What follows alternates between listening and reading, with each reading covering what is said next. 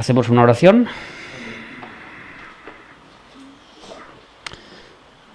Padre nuestro que estás en los cielos, santificado sea tu nombre, Señor. Gracias por estos momentos que estamos aquí reunidos en tu nombre, donde tú estás en medio de nosotros, porque así lo dice tu palabra y nosotros lo creemos.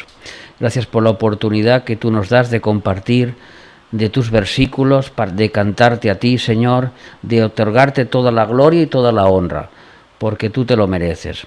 Gracias porque un día la locura de la predicación llegó a nuestros oídos y nosotros creímos en ti, Señor.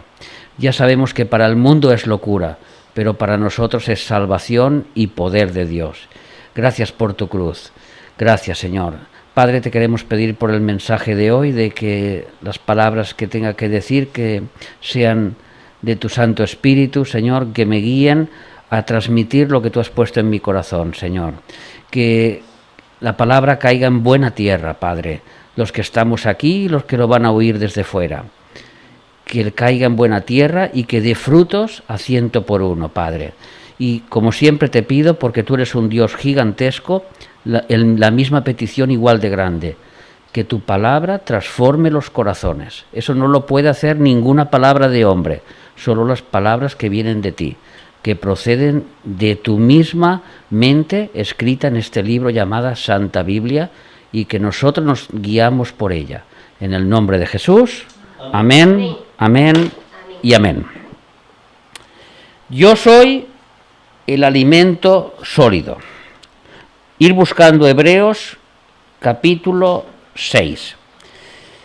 Como cada vez que estamos tocando el libro de Hebreos, hago la pequeña introducción de que esta iglesia de los hebreos era una iglesia perseguida por los romanos, era una iglesia perseguida por sus propios hermanos y era una iglesia perseguida por sus propias mentes. Ellos tenían un conflicto muy grande mentalmente y el diablo se aprovechaba de este conflicto, porque habían pasado de hacer unos ritos y sacrificios a ahora ser salvos por fe, única y exclusivamente por fe a través de Jesucristo. Y el escritor de Hebreos, que se supone que fue el apóstol Pablo, porque en ningún momento sale quien escribió este libro, dice y reitera: yo soy en todo el libro, en cada versículo y en cada capítulo, refiriéndose a que Jesús es Dios. Es el mensaje que ellos quieren transmitir a todos los hebreos. Jesús es Dios. Y es el único libro de la Biblia que realmente, capítulo a capítulo, está diciendo Jesús es Dios. Jesús es Dios. Lo repite y repite sobre repite. Jesús es Dios.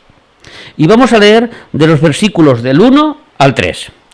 Por tanto, dejando ya los rudimentos de la doctrina de Cristo, vamos adelante a la perfección, no echando otra vez fundamento del arrepentimiento de obras muertas, de la fe en Dios, de la doctrina de bautismos, de la imposición de manos, de la resurrección de los muertos y del juicio eterno. Y esto haremos si Dios en verdad lo permite. Vosotros sabéis que nosotros tenemos la Biblia así, separada por versículos y capítulos, pero vosotros sabéis que no se escribió así. Por ejemplo, el que escribió la carta de los hebreos, la escribió de principio a fin, con puntos, comas, pero no puso capítulo 3, ni capítulo 4, ni capítulo 5. Y el último versículo del capítulo 5 tiene más que ver con este capítulo que con el anterior. Y dice así: pero el alimento sólido es para todos los que han alcanzado madurez, para los que por el uso tienen los sentidos ejercitados en el discernimiento del bien y del mal. En la hojita teníais un vacío. Vemos que el alimento sólido es ¿para quién? Para los cristianos que han ejercitado el discernimiento entre el bien y entre el mal. ¿Y cómo podemos discernir nosotros entre el bien y entre el mal? Si no, la palabra de Dios no nos dice qué es lo bien y qué es lo mal. Porque en el mundo cualquiera te dirá esto está bien o esto está mal según su filosofía en aquel momento. Tanto si es de una reunión como si es de un gobierno político, de lo que sea, tienen sus filosofías y consideran lo que está bien y lo que está mal. Así los cristianos consideramos lo que está bien y lo que está mal por la palabra de Dios. Y sobre la palabra de Dios nosotros tenemos que ejercitarnos, y entonces al ejercitarnos nos alimentaremos de alimento sólido y dejaremos la leche infantil por alimento sólido. Entonces, una vez visto que el último versículo pertenece a esto, porque esta separación de la Biblia, para lo que los queráis saber, la hizo Stephen Layton, un arzobispo de Canterbury en Inglaterra, en el año 1000 aproximadamente. Fue el que escribió los capítulos y posteriormente se añadieron los versículos. Bueno, es una historia larga, pero él fue el que empezó con la idea de capítulos por libros. Tanto agradó esto, que hasta los hebreos tienen los mismos capítulos que nosotros. Los hebreos, en el Pentateuco y los libros de los profetas, la separación es la misma. O sea que, de alguna forma, estaba inspirado por Dios para que esto llegara a nuestros días. Ahora, entrando en el mensaje de hoy, ¿qué son los rudimentos? Los rudimentos son las nociones básicas de una ciencia, arte o profesión. Por ejemplo, si dijéramos, ¿cuáles son los rudimentos de la construcción? Pues los rudimentos de la construcción es, yo tengo una noción básica de cómo construir una casa y sé que empezaré por el techo. No, ¿verdad que no? Empezaré por el suelo. Eso es o sea, yo tengo una noción, yo no soy arquitecto, ni soy aparejador, pero la noción que yo tengo es que empezaré por el suelo. Esos son los rudimentos. Esa noción de saber cómo se tienen que hacer las cosas. En el alimento espiritual es lo mismo.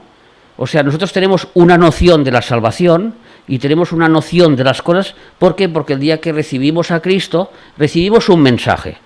Y poco a poco nos vamos alimentando. Esos son los rudimentos. Entonces aquí cuando Pablo dice, por tanto, dejando ya los rudimentos de la doctrina, significa no que los abandonemos, sino que empecemos a profundizar en estos rudimentos. Es lo que está diciendo aquí. Y ahora la pregunta que viene a continuación es, ¿cuáles son estos rudimentos de la doctrina de Cristo? Y tenemos 6, lo tenéis apuntadito ahí, tenemos 6. El primero dice, por tanto, dejando ya los rudimentos de la doctrina de Cristo, vamos adelante a la perfección, no echando el fundamento del arrepentimiento de obras muertas. O sea que es el arrepentimiento de obras muertas. Ese es el primer rudimento de la palabra de Dios. Arrepentimiento de obras muertas. ¿Qué significa? Efesios 2, 1, 12, si lo queréis apuntar. Efesios, yo lo busco, no cal que lo busquéis. Yo lo leo y vosotros lo podéis apuntar. Efesios 2, 1, 12. Dice la palabra de Dios. En aquel tiempo estabais sin Cristo, como estábamos nosotros antes de conocer al Señor. ¿Cómo estábamos? Sin Cristo. Alejados de la ciudadanía de Israel y alejados de los pactos de la promesa. ¿Me he equivocado? Perdón. Efesios 2, del 1 al 2, no del 12. Perdonad, Y Él os dio vida a vosotros, cuando estabais muertos en vuestros delitos y pecados, que es como estábamos antes, muertos en nuestros delitos y pecados, en los cuales anduvisteis en otro tiempo. ¿Qué otro tiempo? Antes de conocer al Señor, siguiendo la corriente de este mundo, conforme al príncipe de la potestad del aire, el espíritu que opera en los hijos de desobediencia. Aquí Pablo está diciendo que nosotros cuando estábamos en el mundo, estábamos bajo un poder diabólico que operaba en nuestras mentes. y que opera en las mentes de todos aquellos que no son de Cristo. Por eso hemos leído antes en Corintios la palabra tan clave de la locura de la predicación. Para nosotros, para el mundo es locura. ¿Por qué? Porque tienen la mente entenebrecida, tienen la vista distorsionada. Como tú te pasa ahora que tienes la vista así que no ves bien, lo mismo. ¿Entiendes? No ven claro. Cuando tú les hablas de Dios, no tienen claro ni qué Dios, ni qué mensaje, ni qué Cristo, no lo tienen claro. Todo es una confusión en sus mentes y el diablo lo utiliza para que ellos no lleguen al arrepentimiento. Arrepentimiento de las obras muertas. ¿Qué es lo que tienen que hacer? Arrepentimiento. La palabra arrepentimiento significa metanoia, que es en el original griego un cambio de manera de pensar. Eso es arrepentirse. No remordimientos ni otras cosas extrañas. Cuando Pedro negó a Cristo 3 veces ante una niña, ante una jovencita, y cuando Cristo lo miró, él realmente se puso a llorar y se arrepintió de corazón. Y cuando tuvo a Señor delante, ya le dijo que se había arrepentido. Cuando el Señor le decía, Pedro, ¿me amas? Pedro, ¿me amas? Pedro, ¿me amas? Pedro se cae llorando ante Dios diciendo, yo estoy arrepentido de lo que he hecho. Mi postura va a ser cambiar mi manera de pensar y dar media vuelta. Ahora, en nuestro caso concreto, ¿cómo nosotros vamos a cambiar nuestra manera de pensar?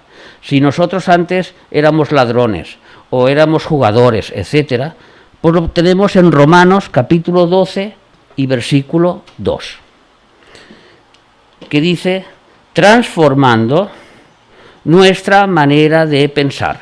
Romanos 12, 2. No os conforméis a este siglo, o sea, a este mundo, sino transformaos por medio de la renovación de vuestro entendimiento, para que comprobéis cuál sea la buena voluntad de Dios, agradable y perfecta. Así que a través de la palabra de Dios y de la Biblia es cuando nosotros transformamos nuestra mente. Y ese es el primer rudimento de la palabra de Dios, el arrepentimiento de las obras muertas. ¿Cuál es el segundo? La fe en Dios. Lo hemos leído.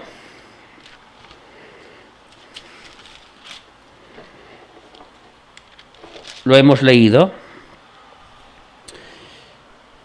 No echando otra vez el fundamento de arrepentimiento de las obras muertas, de la fe en Dios. Ese es el segundo rudimento.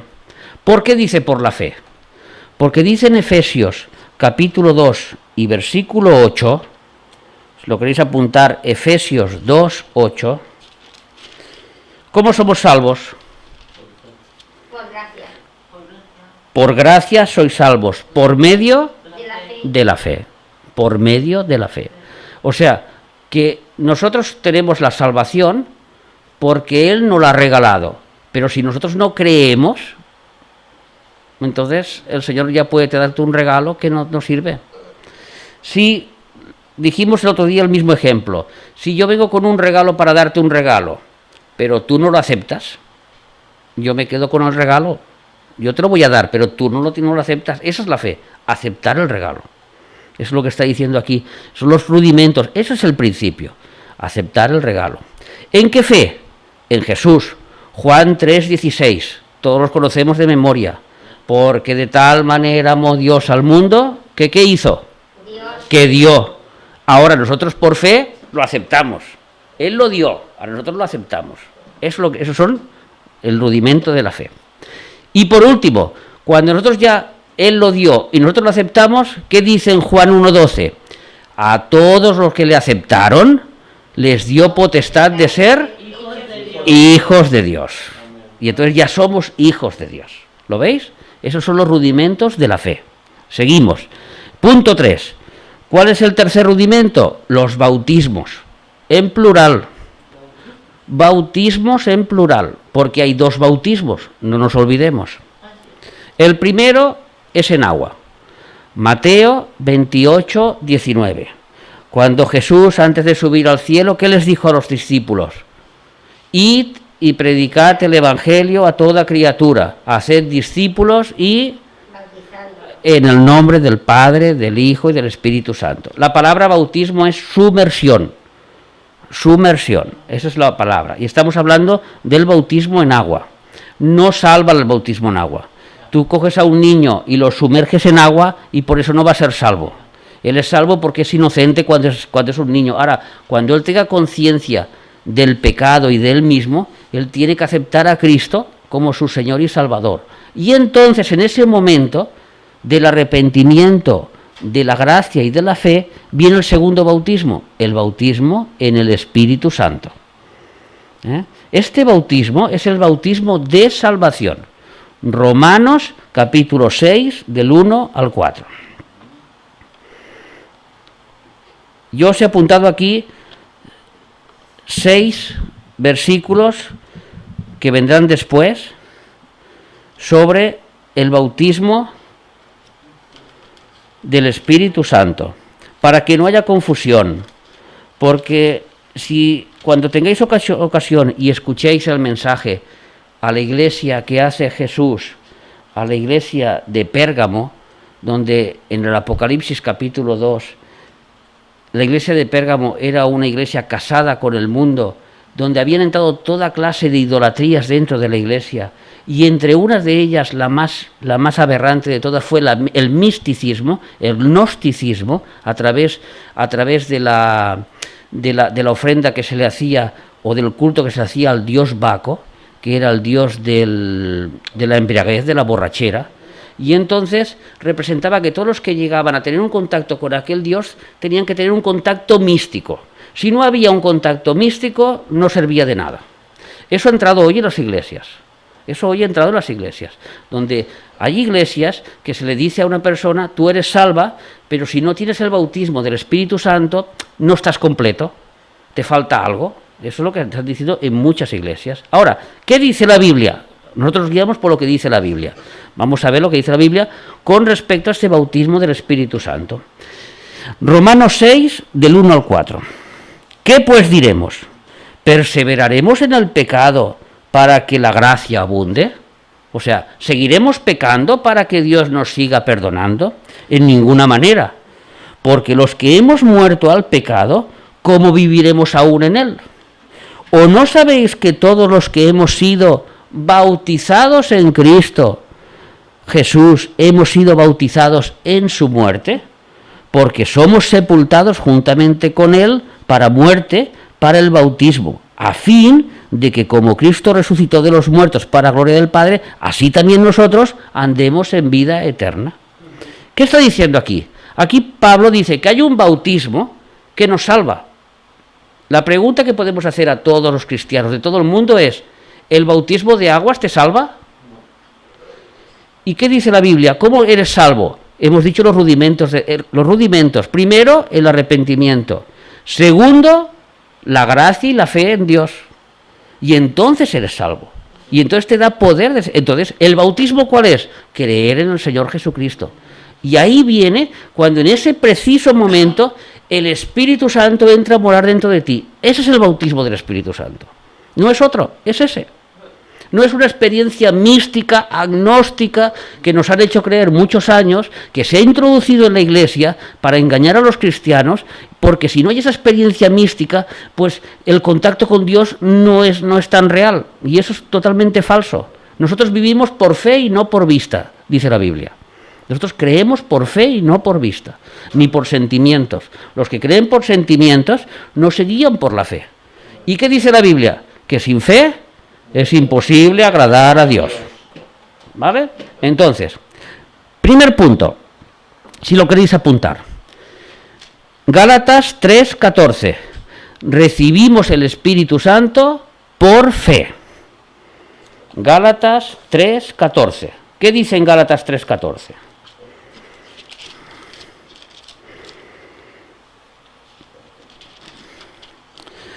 Para que en Cristo Jesús la bendición de Abraham, ¿cuál fue la bendición de Abraham? La promesa que Dios le hizo a Abraham, en ti serán benditas todas las naciones del mundo, la fe.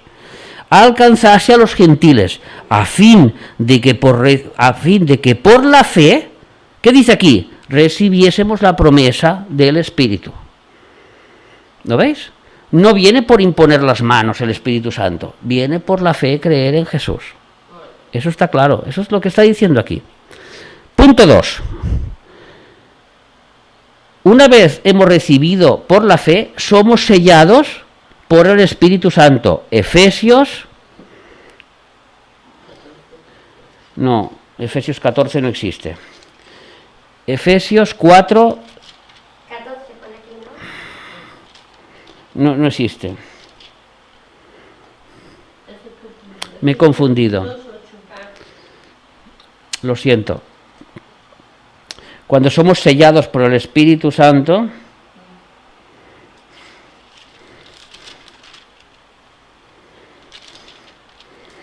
ya os lo diré, no lo tengo aquí ahora.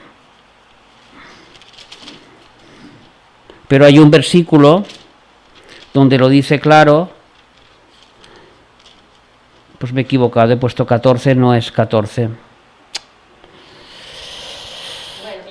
Ya lo encontraré, lo siento, no voy a estar aquí buscando, ahora no, de memoria ahora no me acuerdo, de memoria. Pero dice claramente que somos sellados por el Espíritu Santo. Amén. Después de que hemos sido sellados por el Espíritu Santo, la Biblia habla claramente de que todos hemos recibido un solo espíritu, no diferentes espíritus, porque de Espíritu Santo solo hay uno, y eso lo tenemos en Efesios 4, apuntarlo, del 4 al 6. Ese es el punto 3. Un cuerpo y un espíritu. Como fuisteis también llamados en una esperanza de vuestra vocación, una fe, un Señor, una fe, un bautismo. ¿Lo veis? Una fe, un Señor, un bautismo. Un Dios y Padre de todos, el cual sobre todos y por todos y en todos. ¿Lo veis? Es lo que está diciendo aquí. Número 4. Ahora que hemos recibido el Espíritu Santo por fe, cuando hemos creído en el Señor Jesús, ¿cómo estamos? Estamos completos. Colosenses 2, del 8 al 10. Punto 4. Colosenses 2, del 8 al 10. Mirad que nadie os engañe por medio de filosofías y huecas sutilezas, según las tradiciones de los hombres, conforme a los rudimentos del mundo y no según Cristo. Esto fue lo que entró en la Iglesia. Rudimentos del mundo, rudimentos de agnosticismo, rudimentos de misticismo. Esto es lo que entró. Porque en él habita corporalmente toda la plenitud de la deidad. ¿En quién? En Cristo está todo completo. Cristo estaba completo en la tierra, no le faltaba nada. Y vosotros estáis completos en él, que es la cabeza de todo principado y potestad. Yo creo que con estos versículos esto queda claro. Vamos a la parte 5. ¿Cuándo se nos dio el Espíritu Santo? En el momento, Romanos 5:5, apuntarlo, Romanos 5:5. Estamos en el quinto, Romanos 5:5. ¿Cuándo se nos da el Espíritu Santo? Dice Romanos 5:5, y la esperanza no avergüenza, porque el amor de Dios ha sido derramado en nuestros corazones por el Espíritu Santo que nos fue dado. Así el Espíritu Santo se nos fue dado a todos, cada uno de nosotros, en el momento de la fe, en ese preciso momento. Y por último, el punto 6. Una vez tenemos al Espíritu Santo y una vez ya sabemos que estamos completos, ¿qué necesitamos? Necesitamos crecer. Efesios 5:18. Efesios 5:18. No os embriaguéis con vino, en lo cual hay disolución. Antes bien, sed llenos del Espíritu Santo. ¿Cómo se es lleno del Espíritu Santo? Versículo 19. Hablando entre vosotros cosas malas, cantando canciones del mundo y cánticos No. Espirituales. No. Entonces, hablando salmos, cosas buenas, con himnos y cánticos espirituales, cantando y alabando al Señor en vuestros corazones, dando siempre gracias a Dios por todo, a Dios y Padre, en el nombre de nuestro Señor Jesucristo. Así se es lleno del Espíritu Santo. Así es como dice la palabra de Dios. Hemos visto los 3 primeros rudimentos. Vamos al 4, que es muy sencillito, la imposición de manos. El 4 rudimento es la imposición de manos. Yo no sé si sabéis vosotros, yo me he quedado muy sorprendido cuando he estado estudiando esto de la imposición de manos. Dice, ves, en el versículo 2 de Hebreos 6:2, dice, de la doctrina de bautismos y de la imposición de manos. Mira, vamos a leer, antes de explicaros algo, os voy a leer Levítico 16, del 20 al 22. Levítico 16, del 20 al 22.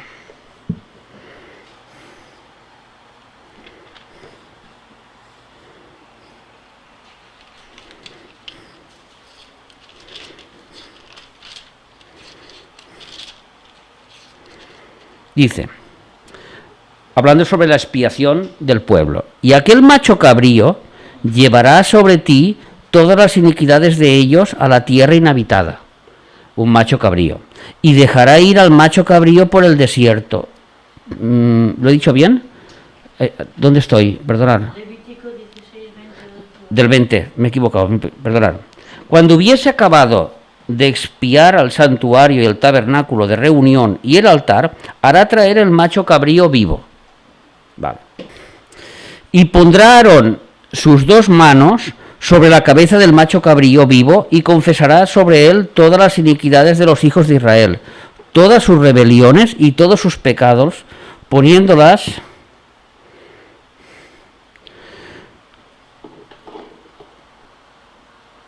así sobre la cabeza del macho cabrío, y lo enviará del desierto por mano de un hombre destinado para esto. ¿Qué he escrito aquí? La imposición de manos es un acto simbólico para transmitir un don, un poder o una culpa. Por eso he puesto Levítico 10, 20, 22. Es un acto simbólico para transmitir un don o un poder o una culpa. Simbólico en la Biblia. En ningún momento dice que la imposición de manos es un dogma, es un rudimento para transmitir el poder del Espíritu Santo. Es algo simbólico que se hace para representar de cara a la congregación. Así, por ejemplo,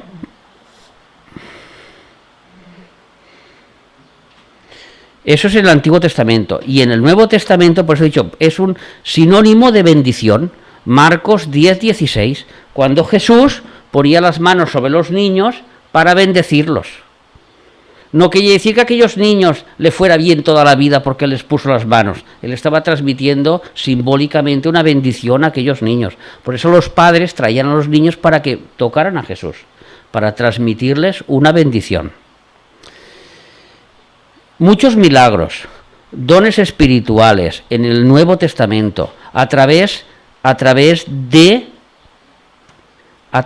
de Jesús y de los apóstoles, se fueron hechos por la imposición de manos, pero no es una norma, porque muchos de estos milagros también se hicieron de otras maneras. Por ejemplo, por un toque, alguien tocó a Jesús y se sanó. Por la palabra, Jesús dijo, sé sano, y fue sano, no le impuso las manos. Por una acción a distancia, tu hijo se curará, le dijo a distancia, o sea, no le puso las manos al niño ni nada. A través de la saliva, a uno le puso saliva, hizo barro, se lo puso en los ojos y vio. A través de la oración, los apóstoles oraban y se sanaban, a través de los paños, el apóstol Pablo transmitió un paño para que hubo una sanación y se hizo a través de ese paño, a través de la sombra, de la misma sombra del apóstol Pedro, iban caminando y ponían los enfermos para que se sanaran. ¿Veis?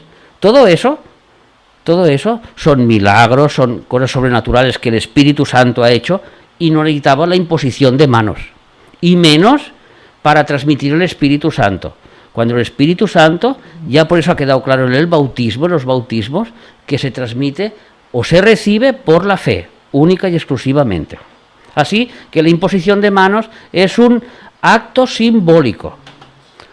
Por ejemplo, pues si en un momento dado un grupo de pastores quieren bendecir a un nuevo pastor, pues le imponen las manos en simbolía para el pueblo, y el pueblo ve que le ponen las manos y todos reciben a aquel pastor porque les ha impuesto las manos, no porque sea pastor porque les ha impuesto las manos, no, sino es pastor, y ellos le han puesto las manos como simbólico de bendición de cara al pueblo. Vale. Punto quinto. La resurrección de los muertos. El quinto rudimento es la resurrección de los muertos. En la Biblia hay 15 resurrecciones, no las vamos a hablar, ya la hemos predicado, esa predicación ya la hemos hecho, de las 15 resurrecciones. Pero cuando habla aquí de la resurrección de los muertos, está hablando claramente a los cristianos. Y empezamos que en Primera de Tesalonicenses 4:14 habla en el arrebatamiento. La resurrección de los muertos en el arrebatamiento. Primera de Tesalonicenses 4:14. Dice: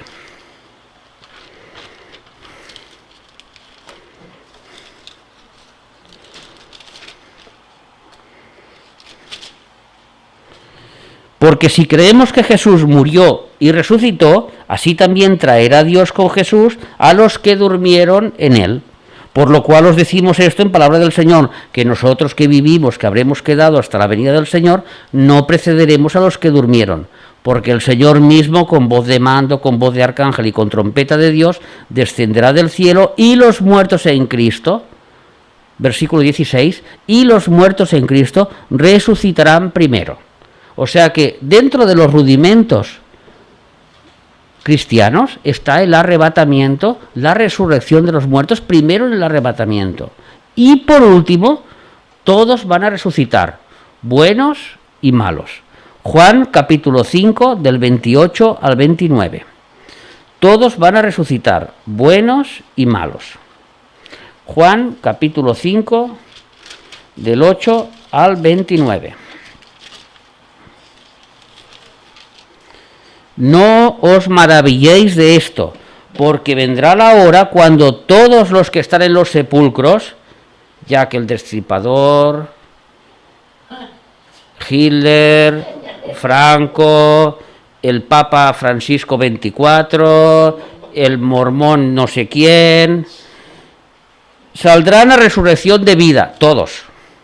Mas los que hicieron lo malo, ya que el Destripador, el nazi, el otro, a resurrección de condenación. Y los que hicieron lo bueno, a resurrección de vida. ¿Lo veis? Todos van a resucitar. Pensar que cuando en el jardín del Edén, o cuando en el Edén, Dios creó al hombre y lo hizo del polvo de la tierra, el cuerpo es una parte muy importante para Dios. Tan importante que será eterna, igual que nuestra alma y igual que nuestro espíritu. Tiene que pasar una fase, como Dios dice, como dice la Biblia, la semilla cae y muere, así nuestro cuerpo tiene que caer, morir y volver a renacer en otra forma diferente. Eso es la glorificación de nuestro cuerpo. Pero para Dios nuestro cuerpo es muy importante. Nosotros este cuerpo que tenemos ahora, rechonchetes, menos rechonchetes, más atléticos, como sea, en el otro mundo también lo tendremos. ¿Cómo seremos? Pues seremos un poquito mejor, ¿no? Más guapos, claro. Pues yo pues me pareceré, pues no sé, pues al rey David, por ejemplo, ya está. Bueno, y por último, el último rudimento, el juicio eterno. 2 juicios, esto hay que saberlo. Esto hay que saberlo. 2 juicios. Segunda de Corintios 5:10. El tribunal de Cristo. Todos los que hemos aceptado a Cristo como nuestro Señor y Salvador, pasaremos por el tribunal de Cristo. ¿Para qué? ¿Para decir lo malos que somos? No. Porque ya Cristo nosotros hemos sido juzgados en la cruz. Los cristianos hemos sido juzgados en la cruz. El resto no, nosotros sí. Segunda de Corintios 5:10. Porque es necesario que todos nosotros, habla Pablo y habla de nosotros, no de los de fuera, todos nosotros los cristianos, compadezcamos ante el tribunal de Cristo, para que cada uno reciba según lo que haya hecho mientras estaba en el cuerpo, sea bueno o sea malo. Claro. Mira, si la salvación fuera por obras, los que han hecho las grandes catedrales tendrían los primeros sitios en el cielo. Y los que han hecho los orfanatos y los que han hecho muchas obras. Pero como la salvación no es por obras, Dios Padre ha creado que nosotros caminemos en unas obras. Pues por ejemplo, la obra nuestra es estar aquí los 4 hoy. Esta es nuestra obra. Y si nosotros estamos, pues dice el Señor que nosotros tenemos recompensa por hacer lo que Él ya nos ha preparado que tenemos que hacer. Ahora, si el Señor pone en tu camino cosas que tú tienes que hacer y luego no quieres hacerla, pues en aquel momento del tribunal de Cristo, el Señor te dirá, es que tú tenías que haber hecho esto y no lo harás.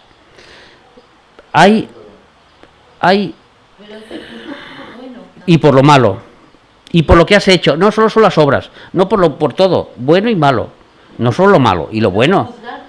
Sí, claro. Dice Jesús que un vaso de agua que deis a estos pequeños tendrá su recompensa. Este tribunal es para recompensas. Las coronas que ya hemos visto y recompensas que hay para la Nueva Jerusalén. Hay muchas joyas, hay muchas cosas para la vida posterior. Mira, uno de los engaños que ha hecho el diablo a esta sociedad es creer que la diversión está en el infierno y el aburrimiento está en el cielo. Los que van al cielo se aburren porque están todo el día, ¡ay, gloria! ¡Ay, gloria! Y en el infierno resulta que está Madonna, Michael Jackson, fiestuki total, ¿me entiendes? Es lo que ha hecho el diablo. La Biblia, sin embargo, dice que los que están en el infierno están sufriendo eternamente. Un sufrimiento eterno. Y los que están en el cielo están en la gloria de Dios. ¿Qué es estar en la gloria de Dios? Pues dice la Biblia que habrán naciones, habrá trabajo, nosotros no pararemos de hacer, no estarás todo el día tocando una arpita como los ángeles ahí, gloria, gloria, no, o sea, habrá trabajo, habrán cosas que hacer. Estudiaremos, leeremos, seguiremos estudiando la Biblia, porque la Biblia en un universo entero no entenderíamos todo lo que dice, seguiremos comprendiendo la mente de Dios, es lo que dice la Biblia. Y eso, todas esas posiciones se darán en el tribunal de Cristo. Es normal que los apóstoles que han sufrido tanto estén delante. No estaremos nosotros delante de ellos. Es normal que ellos estén delante. Y nuestros hermanos que han sufrido estén delante de nosotros. Y así cada uno recibirá según lo que ha hecho en este mundo. Según las obras que Dios ha puesto para él, las que ha hecho según esas obras. Amén. Y el segundo juicio es el gran juicio del gran trono blanco, Apocalipsis 20, del 11 al 15, donde todos aquellos que se les dio la oportunidad de conocer la salvación a través de la sangre de Cristo o de la fe, porque en el Antiguo Testamento ellos creían en lo que iba a venir, en el Mesías futuro que iba a salvar. Nosotros basamos en el pasado, en este Mesías que vino y nos salvó.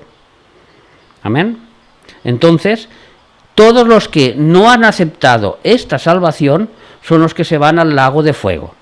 El juicio del gran trono blanco, que se basa básicamente en que todos van a resucitar, todos están de pie delante del juicio, ya no vale la pena estar de rodillas, ya no hay perdón.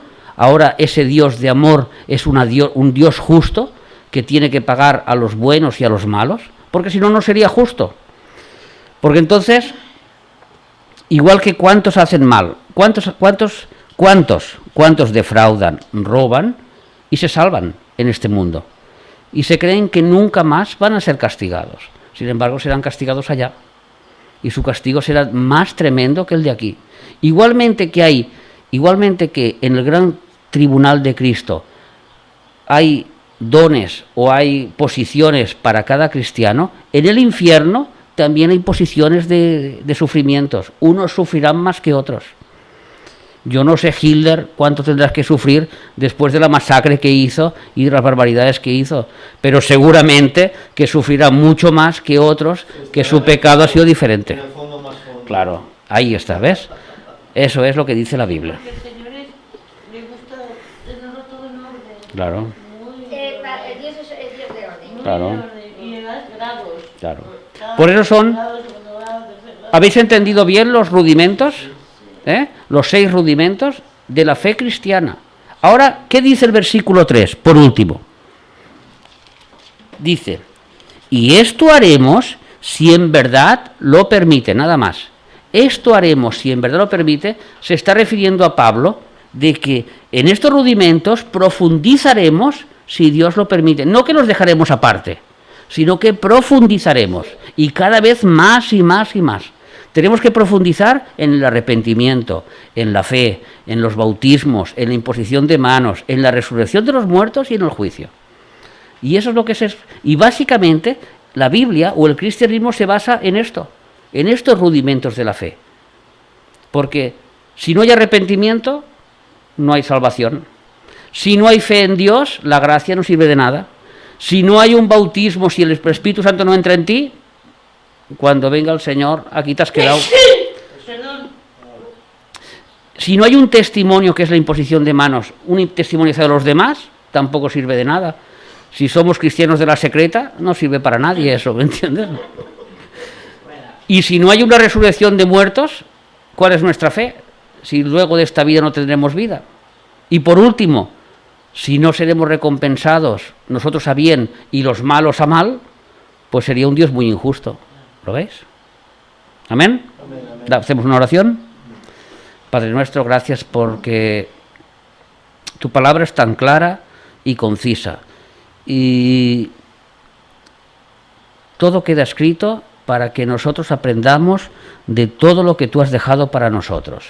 Y estos rudimentos de la salvación, estos rudimentos de la fe en Cristo, que nosotros hoy hemos aprendido una lista de estos rudimentos en la cual tenemos que basarnos, y nos hemos basado en ellos para llegar a conocerte a ti.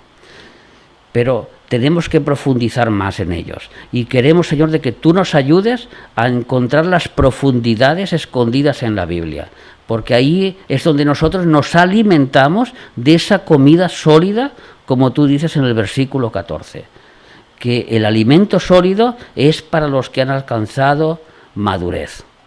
Madurez en estos rudimentos, para distinguir lo bueno de lo malo y guiarnos siempre por tu palabra, Señor.